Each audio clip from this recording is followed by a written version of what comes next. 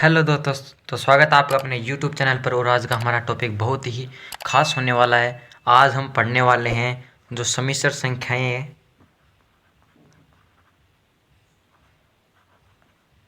सम्मिश्र संख्याएं हमारे पास हमने पिछली वीडियो में पढ़ी थी, उसका हम पूर्णांक कैसे निकालें। तो हमारे कई एग्ज़ाम्स में ये क्वेश्चन भी पूछा गया है कई बार कि जैसे हमें सम्मिश्र संख्या दी गई है z बराबर 2+2i, ये हमारी सम्मिश्र संख्या है, इसका कोणांक ज्ञात करो। ये हमारा क्वेश्चन बन गया। तो हम कोणांक किस प्रकार से निकालते हैं, तो देखिए कोणांक होता है उसको अल्फा से डिनोट करते हैं। वैसे हम कई सिंबल्स से इन्हें डिनोट कर सकते हैं, लेकिन हम इसको अल्फा से यहाँ पर डिनोट करेंगे। हम इसको अल्फा से डिनोट करते हैं यहाँ पर कोणांक को। तो कोणांक इसका सीधा संबंध होता है थीटा से। थीटा यहाँ पर होगा, थीटा का tan इनवर्स y/x, ये हमारा थीटा का सूत्र हो गया। यहाँ पर हमें काम में लेंगे। अब देखिए ये यहाँ पर tan हमें पता चल गया, थीटा का मान हमें पता ही करना है, और y/x क्या है हमारे पास। तो देखिए जो हमारे पास सम्मिश्र संख्या है,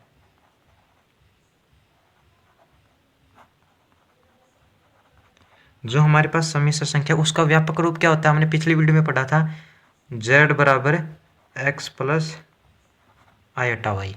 ये हमारे पास सम्मिश्र संख्या का व्यापक रूप है। तो हम इसको, इस व्यापक रूप है सम्मिश्र संख्या, इससे हम इसको लिखते हैं। तो इसको लिखने के लिए हमें जो चतुर्थांश है उसका यूज लेना पड़ेगा। तो उसका यूज किस प्रकार लेते हैं, जो वहाँ पर चतुर्थांश में क्या होता है कि निर्देशांक होते हैं x और y, आपको ये पता है x और y निर्देशांक होते हैं। तो वहीं पर ये काम करना है कि जो निर्देशांक होते हैं p, x और y, उसमें हमें x का मान वास्तविक भाग होता है, सम्मिश्र संख्या वास्तविक भाग होता है ये, और काल्पनिक होता है ये। क्यों? क्योंकि ये आयोटा से जुड़ा होता है और आयोटा एक काल्पनिक संख्या है। तो ये हमारा काल्पनिक भाग हो गया और ये हमारा वास्तविक मान हो गया। तो हम x को, x यहाँ पर x x पर होता है और y y x पर होता है। तो इसके हमारे पास चार समीकरण बनते हैं। क्या, कौन सी? इसमें समीकरण बनती है z बराबर x प्लस आयोटा y। अगर हमारे पास ये समीकरण है कि x भी प्लस का और y भी प्लस का, तो ये हमारा होगा पहले चतुर्थांश में। और अगर minus x plus iota y, यानी माइनस एक्स तो माइनस में और वाई प्लस में हो, तो ये होगा सेकंड चतुर्थांश में। और जेड बराबर अगर माइनस एक्स और माइनस आयोटा वाई, एक्स भी माइनस में और वाई भी माइनस में, तो तीसरे चतुर्थांश में। और अगर एक्स प्लस का और वाई माइनस का हो, तो ये होगा चौथे चतुर्थांश में। अब देखिए हमने ये किस प्रकार निकाले, अब हमें इसी को समझते हैं। तो इसको किस प्रकार समझते हैं, इसके लिए हमें चतुर्थांश की आवश्यकता पड़ेगी। तो हमने चतुर्थांश बना लिया, ये हमारा चतुर्थांश है। ये हमारा एक्स एक्स है, ये वाई एक्स है, ये एक्स, ये वाई। अब देखिए इस यहाँ पर 0 डिग्री, यहाँ पर हम रेडियन में लेंगे तो π/2, पाई 3π/2 और ये पाई, ये हो गया। अब देखिए अगर, तो हमें ये पता होना चाहिए कि अगर हम इसको एंटी क्लॉकवाइज लेते हैं तो इसके मान आते हैं धनात्मक में, और अगर हम क्लॉकवाइज लेते हैं तो मान आते हैं नेगेटिव। ये क्या है ये भी हम आगे समझेंगे। तो देखिए अब हमें सबसे पहला हमारा मुख्य काम तो ये है कि कोणांक होता क्या है, कहाँ पर स्थित होता है। कोणांक यानी कोण अंक, कोण कहाँ पर होता है। तो इसको समझ हमें पता है किससे डिनोट करते हैं, अल्फा से। तो जब कोई बिंदु यानी ये हमारे पास बिंदु है पी एक्स वाई, अगर हम इसको मूल बिंदु हमारे ये यहाँ पर 0 0 होता है, अगर हम इसको मूल बिंदु से मिलाते हैं तो जो मिलाई गई रेखा है उससे, और जो x का धनात्मक मान है ये ऋणात्मक मान होता है, ये धनात्मक मान होता है, तो x की धनात्मक मान से यहाँ पर इस रेखा से धनात्मक x अक्ष से पर जो कोण होता है, यानी ये बिंदु है, ये मूल बिंदु से यहाँ तक एक रेखा खींच दी हमने, ठीक है।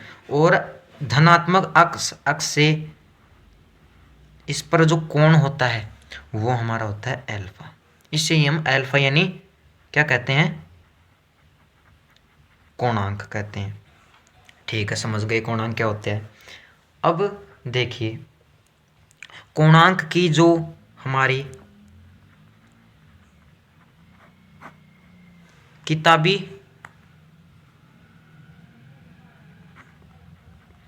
परिभाषा है, कोण की हमारी किताबी परिभाषा वो क्या है, तो वो समझ लीजिए कि बिंदु को मूल बिंदु से मिलाने वाली रेखा का धनात्मक अक्ष के साथ बना कोण कोणांक कहलाता है। ये आप नोट कर लीजिए। तो हमने समझ लिया कोणांक क्या होता है। और अब हम देखेंगे कि हमने अभी निकाले हैं कि x प्लस आइटा वाई।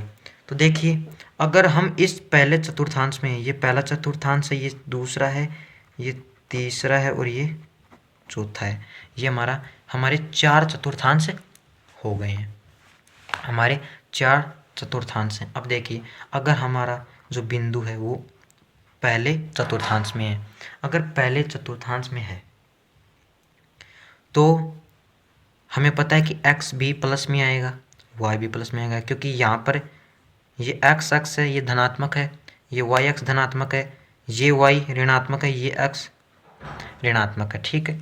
तो अगर इस यहाँ पर हो तो x भी धनात्मक होगा, y भी धनात्मक होगा। जैसे कोण यहाँ पर है तो यहाँ पर x और यहाँ पर y, ठीक है।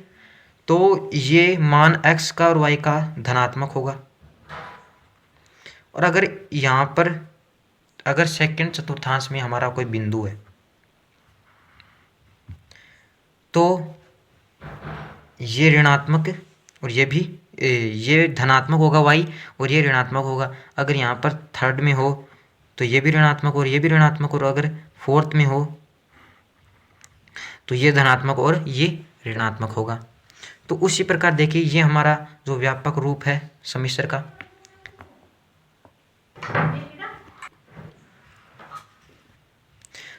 तो देखिए अब अगर कोई बिंदु अगर पहले चतुर्थांश में है तो यहाँ पर कोणांक थीटा के बराबर होगा, ये हमारा थीटा है। तो पहला जो चतुर्थांश है उसमें जो ये कोण है हमारा, यही हमारा कोणांक होगा। अब दूसरे चतुर्थांश में हो अगर तो उसकी बात करेंगे, हमें हमेशा धनात्मक से धनात्मक अक्ष से लेना है। तो यहाँ से लेकर यहाँ तक ये हमारा पूरा कोण हो गया है। अब हम अल्फा कैसे निकालें, यहाँ पर तो अल्फा बराबर थीटा है, यहाँ पर ये अल्फा हम कैसे निकालें। तो हमें पता है कि ये हमारा पाई है, ये पूरी पाई है, इसको मान लिया हमने थीटा। तो अगर हम इस पूरी पाई में से ये थीटा घटाते हैं तो इसका मान आ जाएगा, यानी अल्फा बराबर पाई माइनस थीटा। अगर हम पाई में से थीटा निकाल दे तो हमारे पास इसका मान आ जाएगा। एक आ गया हमारे पास पहले चतुर्थांश का थीटा। अब क्या करना है, एंटी क्लॉकवाइज घूमना है। तो एंटी क्लॉकवाइज अगर हम एंटी क्लॉकवाइज हमने घूम लिया, अब हम क्लॉकवाइज घूमते हैं, क्लॉकवाइज में इससे उल्टा हो जाता है, ये धनात्मक है तो ये ऋणात्मक में आ जाते हैं। तो यहाँ पर अल्फा बराबर जो फर्स्ट के नीचे फोर्थ होता है, तो फोर्थ फर्स्ट का क्या आया थीटा, तो यहाँ पर उल्टा हो जाएगा यानी माइनस थीटा, ये धनात्मक में तो ये ऋणात्मक में। और सेकंड के नीचे है थर्ड, तो थर्ड का क्या होगा, ये उल्टा हो जाएगा यानी प्लस का माइनस हो जाएगा, माइनस का प्लस, तो यहाँ पर माइनस थीटा है तो यहाँ पर थीटा प्लस, और ये प्लस पाई है तो यहाँ पर माइनस पाई, ये हमें प्राप्त हो चुके हैं। अब हम इसी से क्वेश्चन हल करते हैं। तो चलिए एक क्वेश्चन देखते हैं, फिर आपको डिटेल में समझाते हैं कि ये हमने अभी तक क्या किया है। तो जैसे हम एक क्वेश्चन लेते हैं कि z बराबर, हमने पहले लिया था कि हमें इस क्वेश्चन में दी गई है कि 2 + 2 आयोटा, ये हमें दी गई है। तो सबसे पहले हम इसको बदलेंगे किस में, निर्देशांक में, यानी पी एक्स का मान क्या है हमारे पास 2 वास्तविक भाग, और जो काल्पनिक भाग होता है वो यहाँ पर हमें ये 2 है प्लस का। अब हमें पता चल गया है कि यहाँ पर ये भी प्लस में 2 है, ये भी प्लस में है, तो पहले चतुर्थांश में हो गई, हमने भी पढ़ा है, पहले चतुर्थांश में होगा। अब थीटा ज्ञात करने की, जो हम अल्फा यानी कोणांक ज्ञात करेंगे, हम कोणांक ज्ञात करेंगे, तो कोणांक का सीधा संबंध होता है थीटा से, और यही पहला चतुर्थांश है, यानी अल्फा बराबर थीटा होता है। तो थीटा का मान हम, तो थीटा का सूत्र क्या होता है, tan यूनिवर्स y/x, ये हमने अभी समझा था। तो थीटा बराबर tan - 1 यानी tan यूनिवर्स और y/x, तो यहाँ पर y क्या है और x क्या है, ये ठीक है। अब हम इसके मान रख देते हैं क्योंकि हमें थीटा का मान चाहिए, क्योंकि अल्फा का मान थीटा के बराबर होता है पहले चतुर्थांश में, तो थीटा का मान हमें प्राप्त हो गया, तो हम अल्फा का मान भी निकाल लेंगे। तो थीटा बराबर tan यूनिवर्स y का मान 2, इसका भी 2, थीटा बराबर tan यूनिवर्स 1। अब देखिए tan में किसका मान होता है π/4 का, तो थीटा का मान क्या आ गया π/4। यहाँ पर फर्स्ट चतुर्थांश में होता है अल्फा बराबर थीटा, तो यहाँ पर थीटा का मान π/4 है, तो अल्फा का मान भी कितना होगा π/4। ये हमारा आंसर हो चुका है, ये हमारा कोणांक हमने ज्ञात कर लिया है। चलिए एक क्वेश्चन के द्वारा और समझते हैं इसे। जैसे हमारे पास एक क्वेश्चन है z बराबर